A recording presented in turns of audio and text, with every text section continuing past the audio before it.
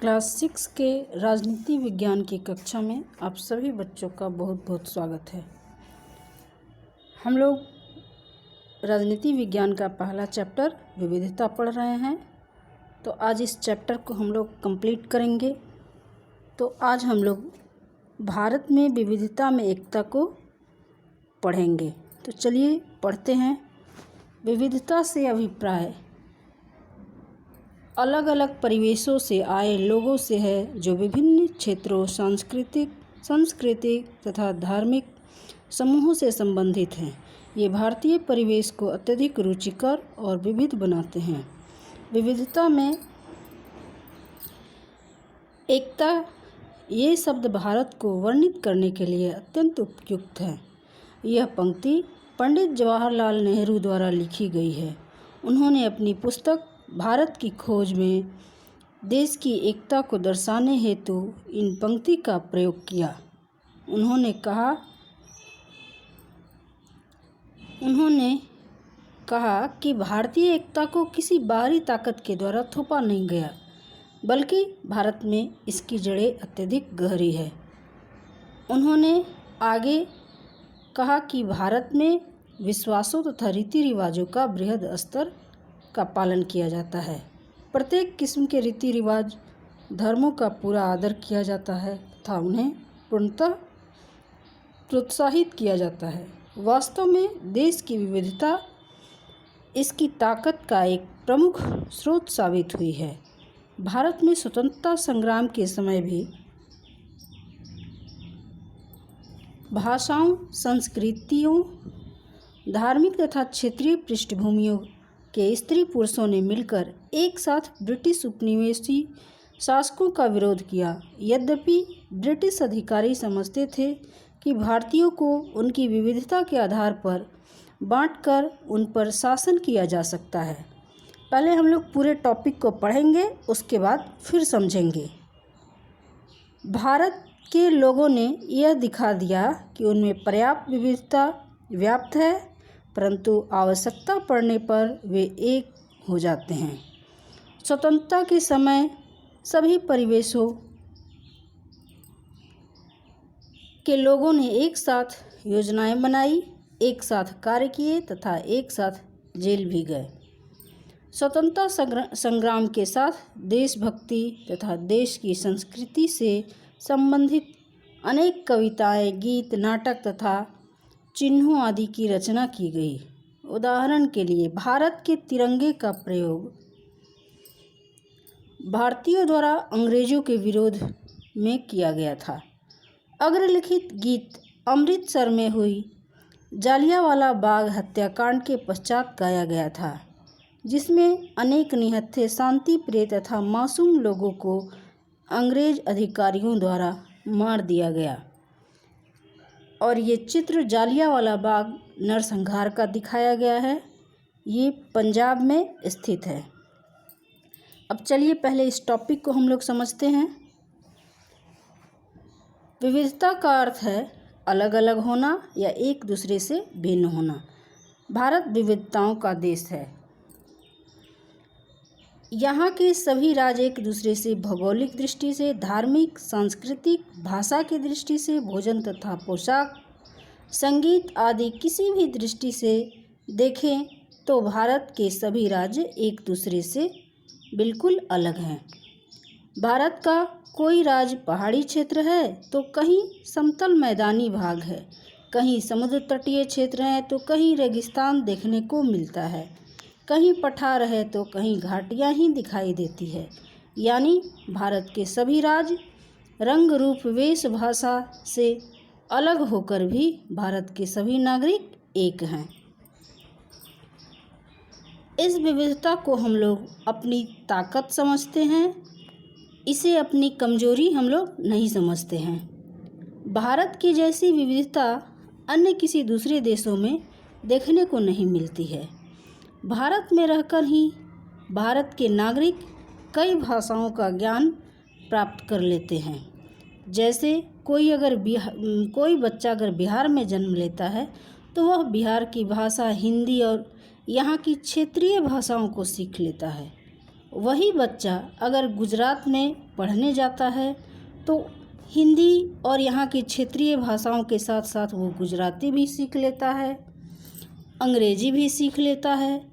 और उसके बाद यदि वह किसी अन्य राज्य जैसे महाराष्ट्र, कर्नाटक और किसी दूसरे राज्य में अगर वो नौकरी करता है तो वहाँ की भी भाषा सीख लेता है।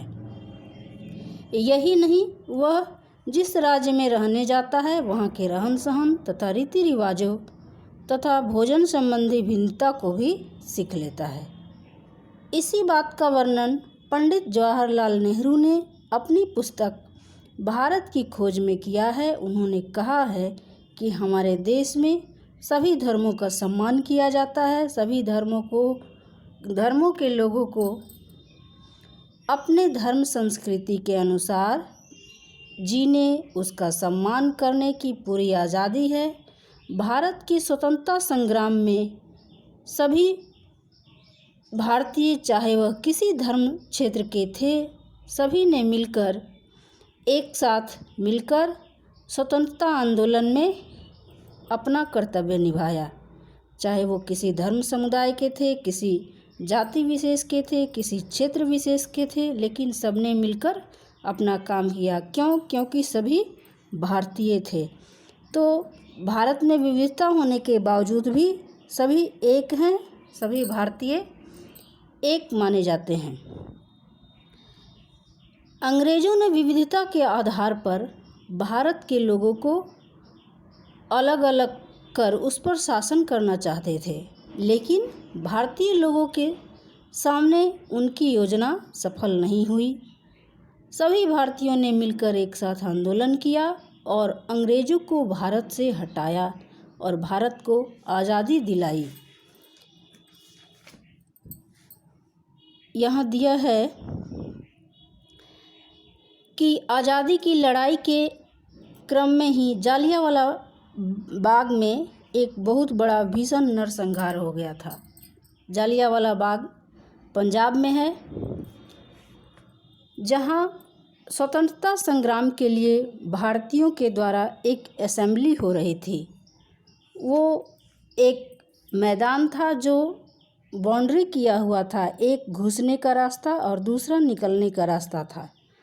जनरल डायर जो था उसमें घुस गया। उसको पता चला, अंग्रेज़ लोगों को पता चला कि यहाँ भारतीयों के द्वारा असेंबली हो रही है, तो उसमें वो लोग घुस गए और दोनों दरवाजे को, घुसने और निकलने वाले दोनों दरवाजे को बंद कर दिया और अंधाधुंध गोली चलाने लगे निहत्थे लोगों पर।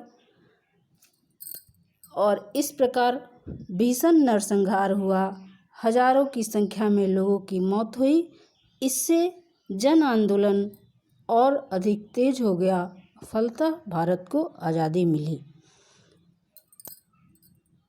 अब चलिए हम लोग मुख्य बिंदु को पढ़ते हैं। लोग अनेक प्रकार से एक दूसरे से भिन्न होते हैं। इसमें उनकी पारिवारिक पृष्ठभूमि, भाषा, धर्म, भोजन, आदतें, वेशभूषा तथा संस्कृति आदि शामिल होते हैं। अब दूसरा पॉइंट है, ऐतिहासिक एवं भौगोलिक कारक किसी क्षेत्र विशेष की विविधता को प्रभावित करते हैं। विभिन्न क्षेत्रों का इतिहास यह दर्शाता है कि किस प्रकार उस क्षेत्र की जीवन शैली एवं संस्कृति विभिन्न सांस्कृतिक पृष्ठभूमियों की मदद से निर्मित हुई है। अगला पॉइंट है, जब लोग स्वयं को किसी क्षेत्र की भौगोलिक स्थिति के अनुरूप ढाल लेते हैं तब विविधता की उत्पत्ति होती है। लद्दाखी ऊन से चीनी व्यापारियों को आकर्षित किया, जबकि केरल के मसालों ने अरब व्यापारियों को आकर्षित किया। जब ब्रिटिश अधिकारियों ने भारत पर शासन किया तब देश की विभिन्न संस्कृतियों, धर्मों तथा क्षेत्रीय परिवेशों के स्त्री पुरुषों ने एक साथ मिलकर उनका विरोध किया। भौगोलिक दृष्टि से केरल एक लद्दाख एवं एक दूसरे से भिन्न है, परंतु दोनों के ऐतिहासिक परिवेश पर एक समान सांस्कृतिक प्रभाव दृष्टिगोचर होते हैं। दोनों क्षेत्र चीनी तथा अरब व्यापारियों से प्रभावित थे। अगला पॉइंट है, भारतीय स्वतंत्रता संग्राम में अलग अलग पृष्ठभूमियों के हजारों लोगों ने भाग लिया। उन्होंने एक साथ मिलकर योजनाएं बनाई, उस पर एक साथ कार्य किए तथा एक साथ मिलकर जेल भी गए। ब्रिटिश अधिकारियों के विरोध हेतु उन्होंने विभिन्न तरीके अपनाए। अगला पॉइंट है, विभिन्न अधिकारियों का विचार था कि भारतीयों में अत्यधिक विविधता व्याप्त है, जिसके आधार पर उन्हें अलग करके उन पर शासन किया जा सकता है, परंतु देश के लोगों ने स्वतंत्रता संग्राम में एकजुट रहकर देश की एकता को दर्शाया। जालियांवाला बाग कांड के प्रति अपना रोष प्रकट करने के लिए स्त्री पुरुष, हिंदू, सिख, मुस्लिम, गरीब और अमीर लोग एक साथ एकत्रित हुए तथा विदेशियों के खिलाफ आंदोलन किए। पंडित जवाहरलाल नेहरू ने भी भारत की विविधता में व्याप्त एकता को अत्यधिक सराहना की है। तो आज हम लोग इस चैप्टर को कंप्लीट किए। आज के लिए बस इतना ही। धन्यवाद।